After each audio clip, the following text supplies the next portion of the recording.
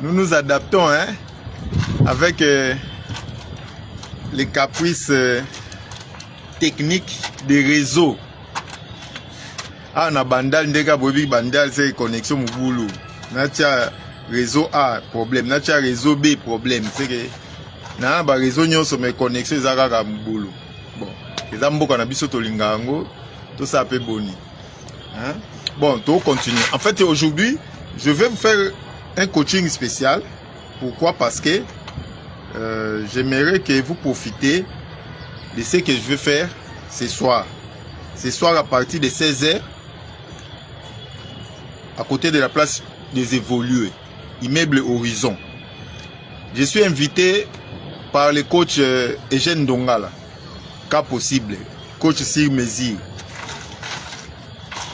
Il organise un panel de coaching vendredi, samedi, dimanche. Aujourd'hui, nous sommes samedi. C'est qu'à 16h, je serai là. Je suis invité. Demain aussi, dimanche, je serai là à 16h. Coach Kandolo organise avec le thème se connecter, se reconnecter à soi-même. Se reconnecter à soi-même.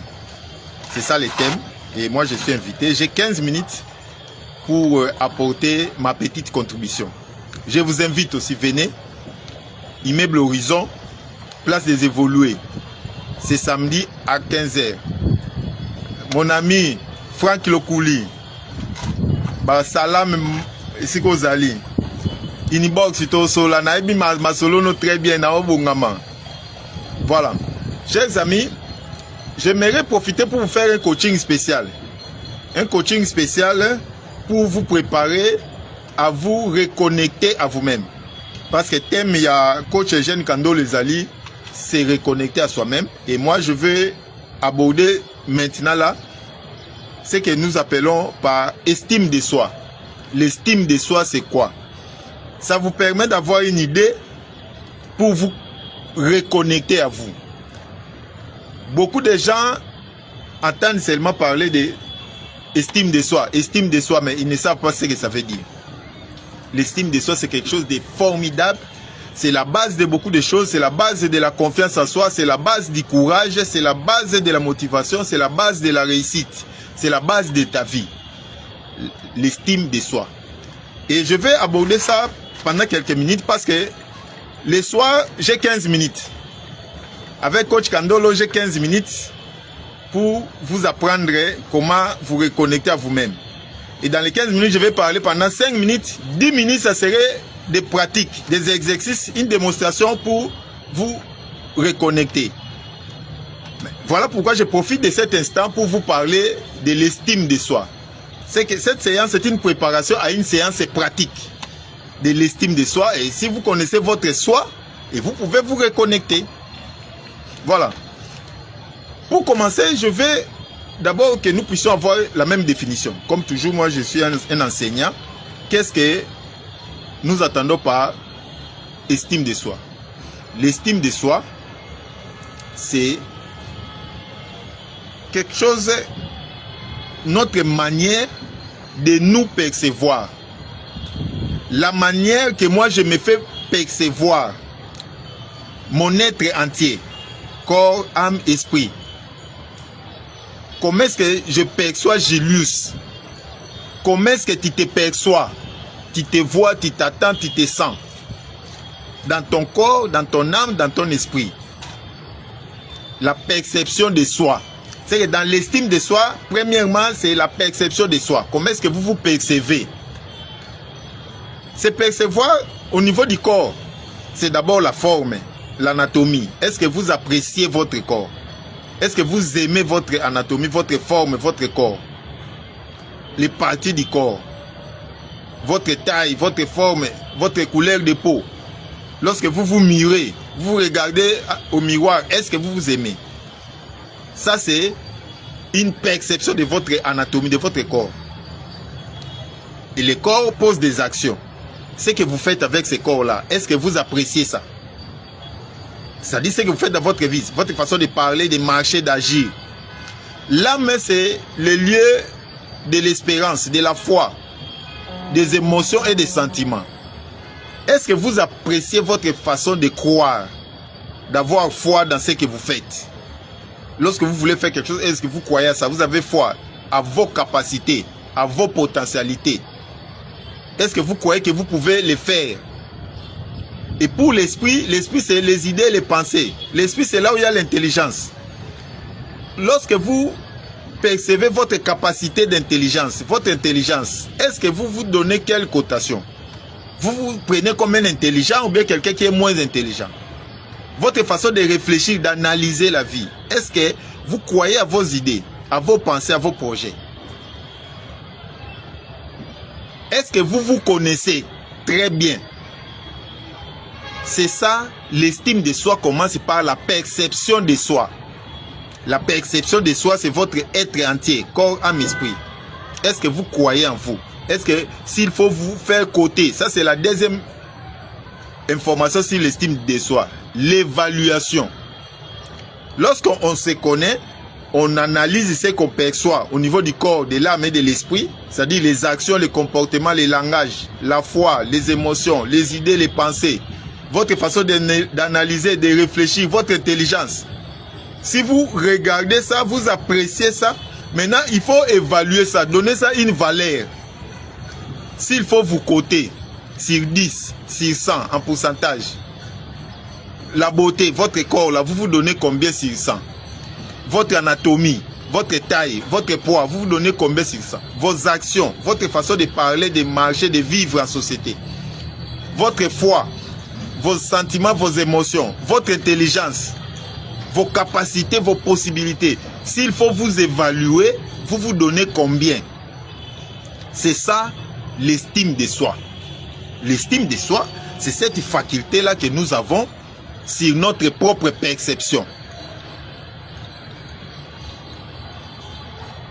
Et nous évaluons nos capacités, nos possibilités.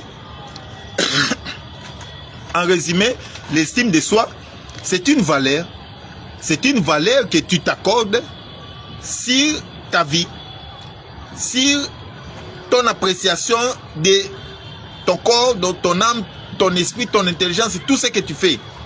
S'il faut coter ça, tu donnes ça une valeur, c'est ce qu'on appelle l'estime de soi. Dans l'estime de soi, il y a estimation de soi. Dans l'estimation, il y a une cotation. Une cotation soit qualitative, soit quantitative. Dans lingala nena lobake, estime de soi ezali façon ko mindimela. Est-ce que mindimaka? Est-ce que milingaka? Soko mitali. Est-ce que nengo mimonaka nelongi na yo na forme na taille na yo? Est-ce que ozana confiance na yo? Omndimaka ndengo za. Mayele na yo, bomoto na yo, misala na yo, est-ce que mindimaka? Ya on benga estime de soi, ezali façon na yo ya komitalela, ya komimonela. Président Charlie Ndongala, ou fini kwa ba chauffeur na pesi mbote. Merci beaucoup. Ngana saka musala bo pesa ngai. Coaching est gratuit. Tolo belalelo estime de soi. Voilà. C'est que ceux qui au mitali ndengo zo mimona na bo moina yo moko ya onde to benyango estime de soi. Mais est-ce qu'il faut mieux opérer en valeur? Il faut coter en haut. Il y a bien en estimation. Ou estimer. Ça n'est pas mis côté sur 10. Ça n'est pas mis côté na pourcentage sur 100. Beauté na yo, taille na yo, nzoto na yo, mi pesa combien? Mayele na yo, o mi pesa combien? Misala na yo, nengo zo vivre, o mi pesa combien? Voilà ce qu'on appelle l'estime de soi. L'estime de soi, c'est une estimation de ton être entier, corps, âme, esprit, l'intelligence, les capacités, les potentialités, ce que tu fais, mais y compris le corps physique. Et c'est comme ça qu'il y a des gens qui ont une estime de soi élevée, mais il y a aussi des gens qui ont une faible estime de soi. Yé moko mindi makate, yé moko zomimona azako kokate. Estime de soi est la base. Lorsque tu crois en toi, tu te donnes une valeur supérieure à 50%, 60%, ça te permet d'avoir confiance en toi pour agir, pour se comporter d'une manière ou d'une autre, pour travailler, pour réussir dans la vie. C'est que l'estime de soi, c'est une base. C'est ta valeur de base que tu te donnes toi-même. Ça, c'était pour définir. J'aimerais vraiment que vous compreniez, dans l'estime de soi, il y a deux paramètres. la perception, nengozomimona, yomoko, et puis l'estimation ou l'évaluation de ta perception, nengozomimona, nengozobikela. Ça lango 600. Na nzoto, mi pesa combien 600. Na molimo, combien 600. Na elimo, combien 600. Na mambozo sala na vie, combien 600. So sangisi nyonso sali moyenne 600. So il faut bas côté Franck Lokuli 600. Yo moko mi pesa combien. Charline Dongala si faut mi côté, yo moko mi pesa combien 600 na vie na. Ya onde ba bengaka estime de soi. C'est une estimation, une cotation. Et cause à la chiffrer, et cause à la peine d'appréciation qualitative. Mais cotation bongaka bien za ba chiffre parce que OK na objectif ba ke na 40%, na lukana comme na 60. Na 60 na comme na 70. C'est que ba chiffre za la bien. Kishasa mbokelengi. Bon, mes amis, bon mon a connexion n'engezo sala, ils ont Kishasa, on s'adapte, bandal mboka kitoko, Kishasa c'est Paris. Bon, non, on continue. On a qui partie à définition. Sikoyo, j'aimerais que vous compreniez que l'estime de soi, votre façon de vous percevoir, de vous coter, de vous estimer, est différent de la façon que les autres personnes.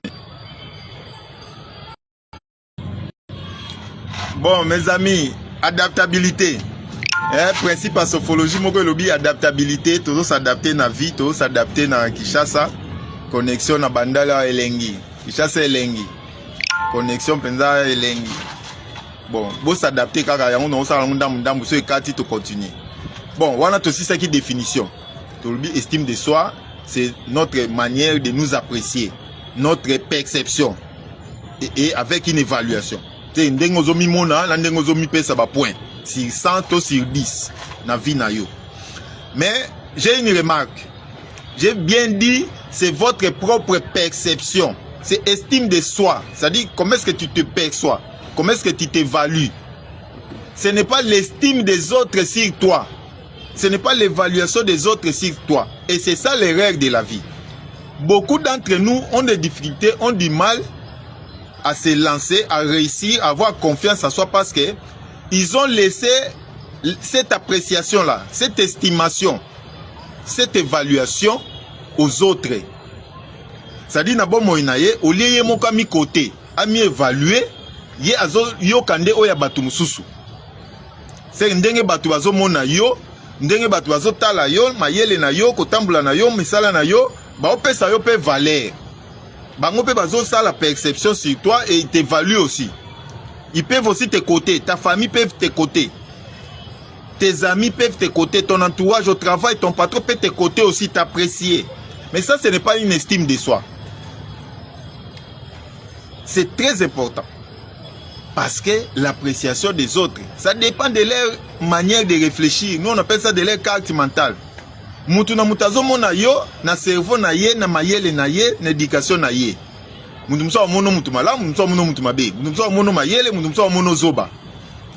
L'estime de soi, ce n'est pas les autres. Ce n'est pas l'appréciation des autres, la perception des autres, l'évaluation des autres. Non, c'est ta propre perception. Ta propre façon de te percevoir et de t'évaluer. Et ça donne une valeur. C'est ça la vraie valeur. Ta vraie valeur, c'est ce que toi-même tu te donnes. C'est pour cela, il faut très bien te côté. Il faut dire je suis fort, je suis intelligent, il faut yomoko sur 10 au mi pesa déjà taba 8 toba 9.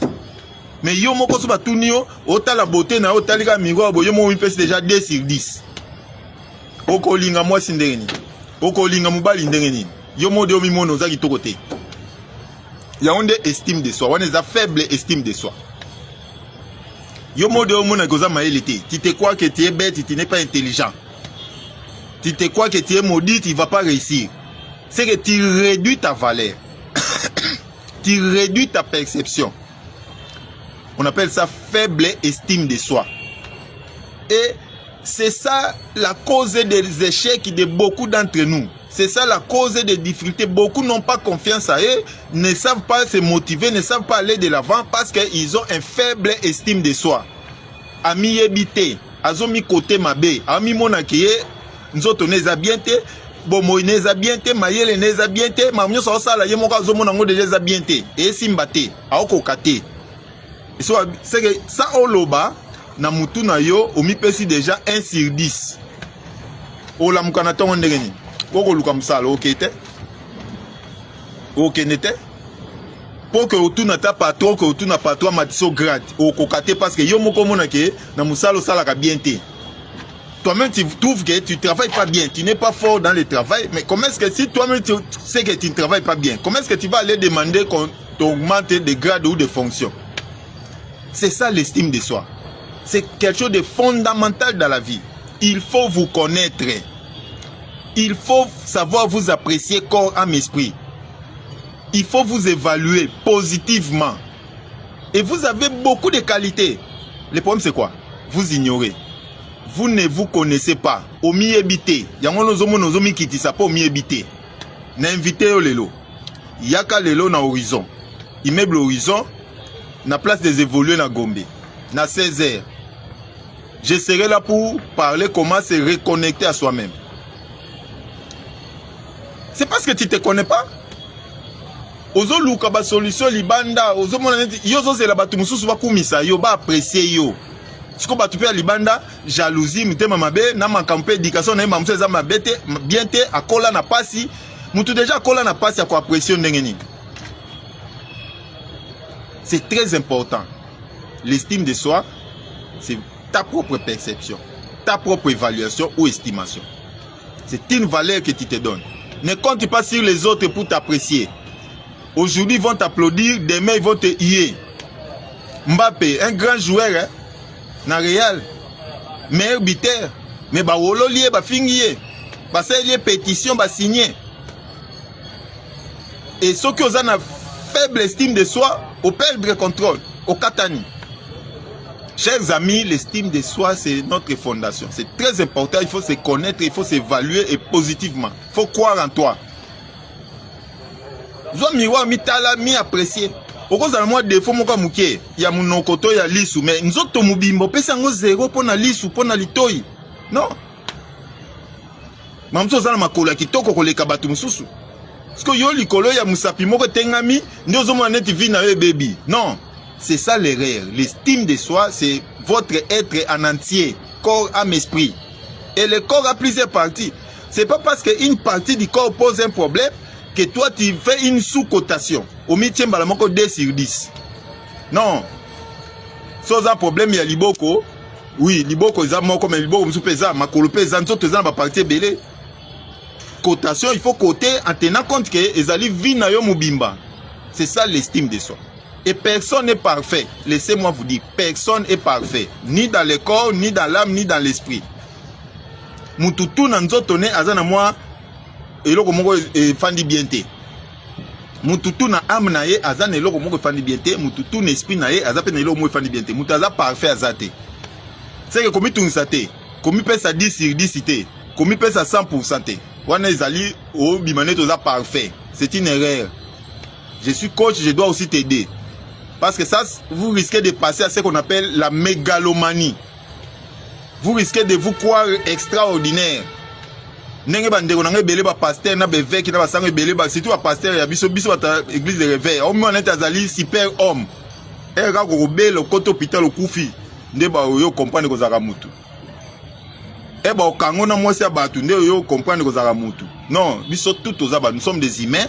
Nous avons des forces, nous avons des faiblesses ou des points à améliorer. Mais dans l'estime de soi, c'est ta façon de t'apprécier. Ne donnez pas ton appréciation aux autres. Sinon, tu seras dessus, tu seras découragé, tu ne sauras pas aller. Parce que la majorité des humains ne vont pas t'encourager. Il faut que ce soit coach Gilus qui est là pour encourager tout le monde. C'est ça l'estime de soi. L'estime de soi vous aide à gérer vos pensées, vos émotions, vos actions, vos comportements et votre relation avec les autres. Votre façon de vivre avec les autres et dépend de nengeyo ozomi pe sa valeur de ok sika batu baza omemi valeur na yo ozo loba en tenant compte à valeur na yo o sala musala en tenant compte à valeur na yo mais ce que ozomi pe sa valeur moko mukie so komi ka sika batu bazali batu tu ba loba yo loba te okobo sa ta opesa bonjour commission sono tie longina se bango pe ba nyeti yo lisusu parce que yo moko mi nyeti déjà. l'estime de soi, c'est quelque chose de fondamental dans la vie. Estime de soi, et l'ingé kolobate que on se croit supérieur à tout le monde. On va nous faire 9 sur 10, 9 sur 10, 9 dans les camoutelles, ngaza fort, dans l'équipe à tout le monde. Non, non, non, non. Vous êtes fort dans les camoutelles. Ah, peut-être na B, vous êtes moins faible. Ngaza fort dans mambo belé. Mais ça mambo belé pe na faible. Na bolingo devant moi si na faible. Voilà. Vous êtes fort partout. Même président Nengazana Fachi, le anniversaire, joyeux anniversaire. Excellence, son excellence, monsieur le président de la République, chef de l'État, avec tout le respect. Joyeux anniversaire, que Dieu vous protège, vous bénisse. Mais après Moutou, estime de soi. C'est très important l'estime de soi. L'estime de soi, c'est notre façon de nous apprécier, de nous mesurer. Voilà, chers amis, Nalinga qui va comprendre que c'est vraiment très capital cette notion-là. Si on a une lobela, que estime de soi, ce que zali moukié. Ah là là là là, ce que zali moukié et qu'on crée des doutes dans la vie na yo. Au banda comme di maté, tu vas pas croire à toi. Tu auras toujours peur. Tu ne vas pas tenter d'essayer. Tu ne vas pas tenter des actions. Tu ne vas pas. Tu as peur même d'aller étudier. Est-ce que na okoka na kotanga banglais wana banglais za compliqué na ke na kali eh na professeur Gasbi kuna est-ce que na okoka. Même si non bazo engagé batu ba ça la test dans telle société il faut aller là-bas on recrute. Yo mo bani ko test d'embauche. Est-ce que na okokolo ba français kuna. Est-ce que ça tout une question qu'on répondre. C'est ce qu'on appelle faible estime de soi. C'est parce que yo moko mi pesi déjà 0,5 sur 10. C'est que faible estime de soi, c'est ça le problème de beaucoup de gens. Faible estime de soi, ça altère votre confiance. Yo moko dans confiance na ote, confiance à soi pe kiti. Motivation pe kiti. Courage écoute Rosalate. Moutazan a faible estime de soi, c'est un paresseux, c'est quelqu'un qui n'est pas courageux, qui ne peut pas prendre des risques, qui ne veut pas oser. Parce que ce n'est pas des démons. Chers amis, moi je suis pasteur, je suis en train de vous dire, je suis coach. Faible estime de soi, ce n'est pas des démons. Mambo belo salarate wana o teza mamba famille ezaba démoté eza yo cotation na yo ta façon de t'apprécier eza muké. Nzamba pesi yo corps âme esprit nzamba lingi apesi bo moyo mais yo moko zo mimona mutu pamba mutu muké. Et moi je vais vous aider. C'est pour ça que je vous invite aujourd'hui à 16h. Venez à l'immeuble Horizon. Place des évolués à Gombe. J'ai 15 minutes pour te reconnecter avec toi-même. Je vais donner quelques signes pour connaître que aux gens ont un problème, il y a faiblesse, il y a estime de soi. Pour peut-être na oloba yozo mona ngoneti etali makamususu wana ifeza la bibishi wana eza mambo ya papi wana eza mambo ya André wana eza mambo ya Jansi ya coach Kali eza mambo mututel te na oloba la yo tu as des problèmes d'estime de soi. Peut-être dans le domaine A, peut-être dans le domaine B. Peut-être dans la classe, peut-être dans bolingo. Peut-être dans bolingo, peut-être dans Moussala. Peut-être dans Moussala, peut-être dans le sport. Et dans le domaine très faible en estime. Yo moko zomi pesa na ba 1 sur 10. Voilà pourquoi on pesa ba signe. Voilà pourquoi c'est important pour améliorer l'estime de soi. Et pour améliorer l'estime de soi, il faut que tu puisses te connaître. Et beaucoup de gens ne se connaissent pas parce qu'ils n'ont pas le temps de se percevoir comme ils t'as la tête dans le miroir.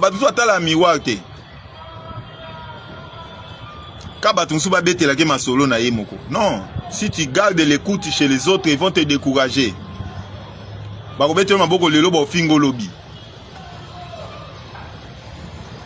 Yo moko il faut être capable de mettre la maboko. Je suis meilleur, je suis champion, je suis fort. Puisque tout ça la Bible, nous sommes plus que vainqueurs. C'est comme ça que tu vainqueur, tu es plus que vainqueur. Au mon niveau ni nzamba zo kumisa yo, nzamba o tchona niveau likolo. La Bible si Gédéon, vaillant héros. Héros te, mais vaillant héros. Au mon niveau nzamba zo tchabiso. Plus que vainqueur. C'est comme ça vainqueur, tu es molekina vainqueur. Vaillant héros, za héros te mozali vaillant héros. Mais yo moko soki na munoko no mamozoloba. En fait, mambolo bagepesa nzambe kanda, pesa cet esprit kanda. Na profité au thé, moi mouké, na coach, je peux faire tout, na peu pasteur. L'estime de soi, c'est très capital dans la vie. C'est pas les autres qui doivent t'apprécier, toi-même. Vidéo au côté de la mopé moutouté. Ça c'est très important, je vais envoyer ça à tel. Non, n'envoie à personne. C'est à toi que je parle, garde ça. Tu peux même réécouter ça. Yo moko nano améliorer estime de soi na yo avant bandotine de la vidéo batu mususu. Tinde lango mwasi na yo, mobile na yo, bana na yo, bandeko na yo, c'est très bien. Les amis, il faut partager la vidéo, c'est bien. Mais il faut d'abord que vous-même vous puissiez vous apprécier, vous donner une bonne cotation. Chapiteau du Moutou. Mon coach, champion d'Afrique. N'appelle ça salam ici aux alliés. Naninga komi po yo posa estime de soi ya bien. Yo moko zo mi apprécier très bien. Et puis aux autres qui bosso. Que mon Dieu te bénisse. Je vais donner quelques signes sur la faiblesse, les faibles estimes de soi. Si na libo aboyi. Je suis hors connexion. Moi aussi votre connexion est restaurée. Ah bandal mbokelengi. Nyonso ezali coach Bibiche. Na fanda ina kuna na lemba ote to beta tu na banda. Bon, mes amis, je donne quelques signes de faible estime de soi. Premier signe, l'autocritique excessive. Mes amis, c'est critiquer, c'est bien. S'autocritiquer, parce que estime de soi, c'est toi-même qui le fais, c'est pas les autres. C'est toi-même qui t'apprécie ta perception avec une estimation. Maintenant, tu peux te faire une critique sur toi. On appelle ça autocritique. Critique, ce n'est pas injurier, ce n'est pas calomnier, ce n'est pas rabaisser. Critiquer, c'est voir le positif, le négatif. C'est ce qu'on appelle les forces et les faiblesses. Maintenant, là, nous, en management, on appelle ça les points à améliorer. C'est cette analyse-là. On appelle ça autocritique, auto-évaluation, introspection. Et les gens qui ont un faible estime de soi, ils sont toujours dans l'autocritique excessive. C'est-à-dire, ceux qui ont examiné vie naïe, corps naïe, âme naïe, esprit naïe, action naïe, comportement naïe, azo critiquer en négativement. Il y a un mabe. C'est que le positif, il ne voit pas. Lui, il voit seulement le verre à moitié vide. Un verre à moitié vide et aussi à moitié plein. C'est ça le signe de quelqu'un qui a un faible estime de soi. Il se critique trop. Il est sévère en lui-même. Il se focalise sur les échecs, sur les obstacles, sur les difficultés, au lieu de se focaliser sur ses réussites. N'engozana ozo diplôme d'état, ozo certificat, ozo aussi sa classe. Mais yomoko zo mimunaka goza maelete. Est-ce que c'est sérieux ça? Pour nini, ba pesa ki au moins question moko o échoué. Ngape na zarazo ba. Pour une seule question tu as échoué comme ils sont ballon que yo zo diplôme d'état, ozo licencié, ozo docteur. C'est ça ce qu'on appelle autocritique excessive.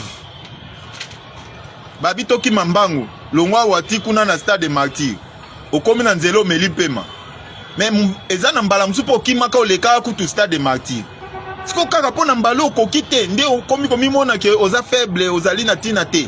C'est ça l'erreur. L'échec, c'est le chemin. L'obstacle, c'est le chemin. Pour betil bako koi okomi mona mutapamba non. Wane zali shit okoi mais il faut tellement. Les Chinois disent tomber c'est pas le problème. Tu peux tomber n'est pas le problème. Ce qui est important c'est se relever avec quelque chose, avec une pierre, avec un morceau de bâton. Et au koi zo courage tellement, mais zo mayele. Tellement na eloko mwata libanga na nzete na maboko pour qu'on OK liboso. Premier signe, il y a faible estime de soi. Autocritique excessive.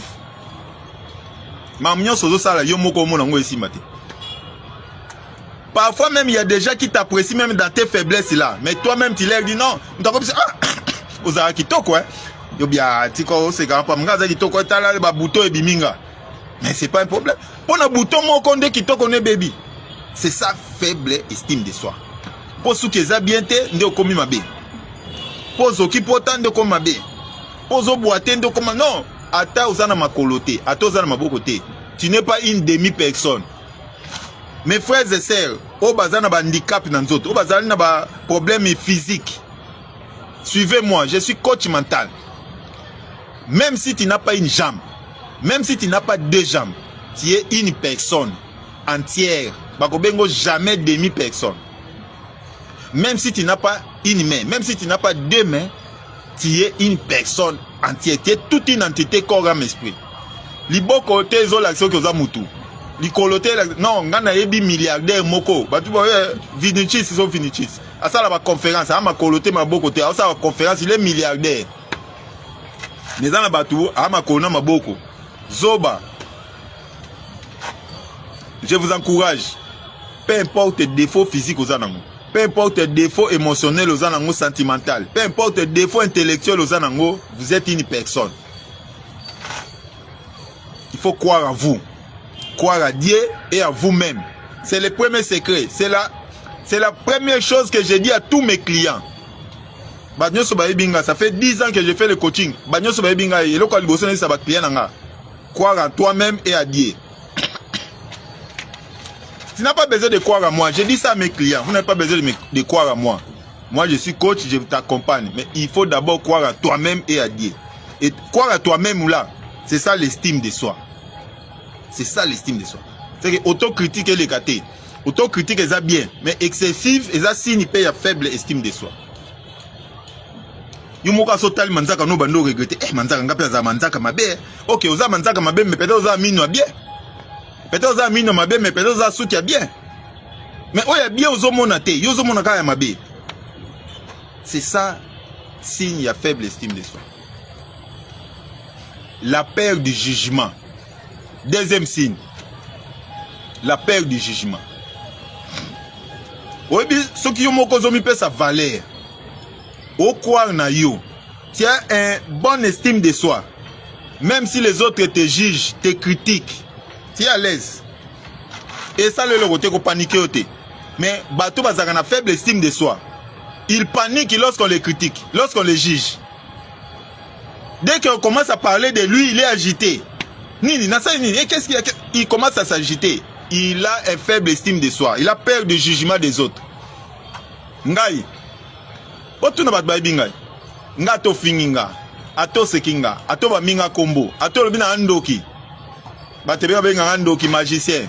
Je ne fais que sourire, je ne fais que rire, ça me fait plaisir.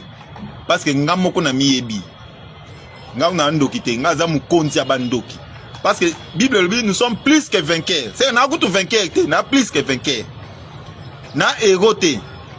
Je suis vaillant héros. Vous comprenez? Yo miye barate. Yango na moni ba otiola yo, ozo paniquer. Soka bando critiquer yo bo, kwa ni bo tonga nga bo finga nga ta ba tongi nga ta ba finga. D'ailleurs na profiter. Ba nyonso ba finga nga, na pesi no mbote. Bon week-end. Ba nyonso ba tonga nga. Na pesi no mbote, bon week-end. Binemi nanga surtout na linga bino mingi. Bisous. Je vous aime beaucoup, mes ennemis. Que mon Dieu, le Dieu créateur de l'univers, vous bénisse. Après ça yo bon moimulaï, au monde na ba miracle na osala. Au monde na na osala mukini. Ko raté te zalaka wana. Yo osala accident te okufa te. Ozala na siko longo connecté comme il gamba charge bon. Na adapter ngo kamba moko na che power parce que awa na zana omona ka esika na za c'est que na esika moko azoki kake pebe tiala ko koya. Mais na on s'adapter kaka. Voilà mes amis. Charge nde kitinga okura banda tongo na yete banda la rabo. Biso na lemba kutu kure tikala ka kokende te. Hein? Côté na zaye kuna kure kenda kate. Masolo pe okure ke beta makate. So tuni mwana moko mundelo tunye. Quand est-ce que le courant a été coupé? Il connaît le jour, la date et le nombre de minutes. Et ce nombre, c'était en 2018, au mois de mai. Ça fait 25 minutes. Zoyoka. Tuna Lisa, tuna Dimitri, to Kevin, tuna ye, Kouré Katane Moukonini na Lyon. À cause de se souvenir parce qu'il connaît l'année, les jours, l'heure et le nombre de minutes. Parce que c'est des situations exceptionnelles. Bobiso na banda là wa. Bon mes amis, on est moi parenthèse hein. De temps en temps il faut qu'on fonde la parenthèse et puis qu'on y va au kangango. Yamba bengango parenthèse. C'est so fungo parenthèse il faut kanga. Bon je continue. J'ai déjà parlé des premiers signes. Autocritique. Oh, c'est critiquer trop. Oh, le qui ça. Tu te juges sévèrement. Oh, c'est focaliser sur les échecs qui n'ont pas erreur. Alors que tu as de bonnes choses dans la vie. Deuxième signe, la peur du jugement. Ozo banga ba juger yo ba critiquer yo, c'est que au moins n'étondré non. Au moins naka ke batu mususu ba omono mutu mabe ba omono simba te balingaka yo te tout ça. Non, c'est parce que tu as une faible estime de soi. Troisième signe, il y a faible estime de soi. Les besoins permanents de validation. C'est que toi, tu as besoin que Ozo vie à Batumsusu pour ça, pour assurer, pour prouver, pour féliciter, pour mieux bien. C'est que yo moko ko ça le côté, ko bandate. Bon, qui va chanter? Ozo elongocho mpanzi. Qui va prier? Ozo elongocho mpanzi. Qui va commencer? Yo au tombe la côté. Et ça signe à faible estime. Yo lika ba encourager. Non, mais yo imbaga bien, ma bibi yo imbaga bien yembanan. Tu veux toujours que les autres puissent valider, va féliciter, va valider, papa. Qu'on te félicite ou pas, qu'on te valide ou pas, commence. Fais le premier pas. Ils vont te féliciter après. D'abord, on applaudit celui qui est sorti premier. Non, commence d'abord à courir, commence d'abord à boxer, commence d'abord à travailler, commence d'abord à étudier. Nous allons t'applaudir après. Nous allons t'encourager après. Nous allons valider ce que tu fais après. Mais si tu attends qu'on te valide pour commencer, vous avez un signe de faible estime de soi. C'est déjà, la confiance en soi, la motivation exacte. La motivation est intrinsèque d'abord et puis extrinsèque. On a besoin de motivation extrinsèque. Pour que les bossés faut mettre les maboko, oui, c'est bien.